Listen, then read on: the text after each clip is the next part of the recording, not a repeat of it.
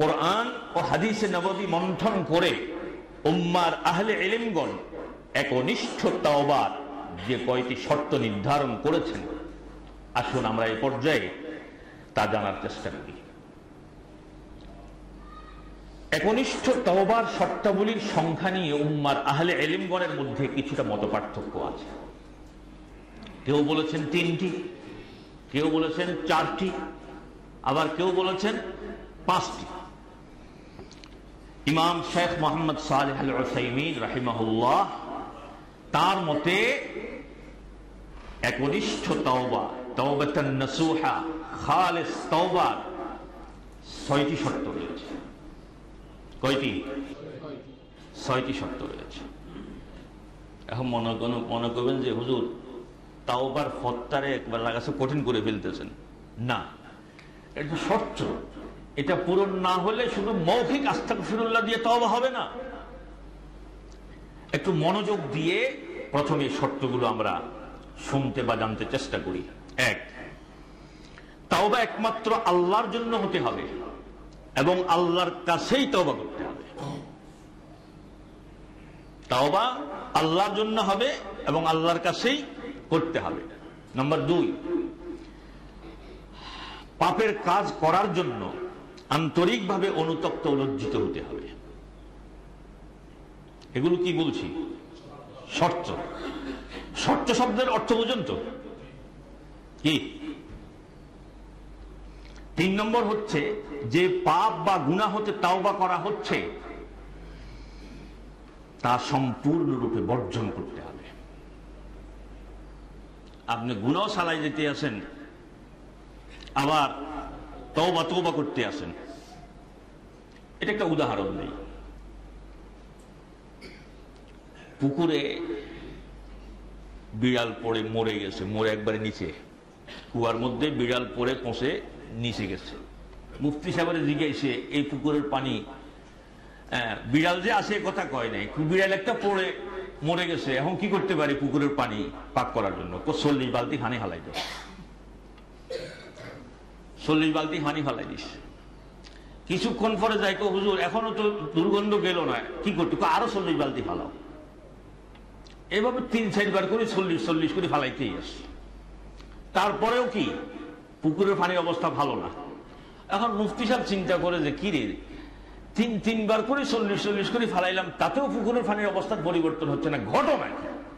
এবারে যাইয়া দেখা যায় পুকুরের নিচে বা কুয়ার নিচে সাদা সাদা কি দেখা যায়? কি দেখা যায়? ওই যে বিড়াল মিয়া পড়ে পচ্ছেদের নিচে বসে রয়েছে, এটা দেখা যাচ্ছে।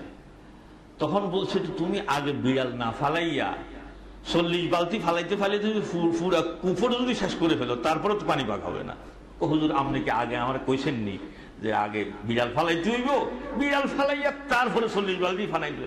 তার বেকুব সব কথাকে খুলে বলা লাগে নাকি? আগে তো তোমার পচা ইঁদুর পচা বিড়াল আগে ফালাইতে হইব, ওইটা ফালানোর পরে তারপরে 40 বালতি পানি যদি ফালাও, তারপরে না অবশিষ্ট পানি পাক হবে। কথাটা বুঝছেন না বুঝেননি? এ কথাটি যদিও রূপক কথা হয়, কিন্তু এটা মূল কথা এই যে আগে আপনি পাপ যেটা করেছেন, পাপের কাজটাকে ছেড়ে দিতে হবে, কঠিনভাবে প্রতিজ্ঞাবদ্ধ হয়ে পাপ ছাড়তে হবে। এরপরে ওই 40 বালতি পানির মতো যদি আপনি তাওবা আস্তাগফিরুল্লাহ পড়েন, তারপরে যাইয়া তাওবা মুকাম্মাল হবে। কিন্তু আমরা তো পাপটা রেখে দিয়েছি।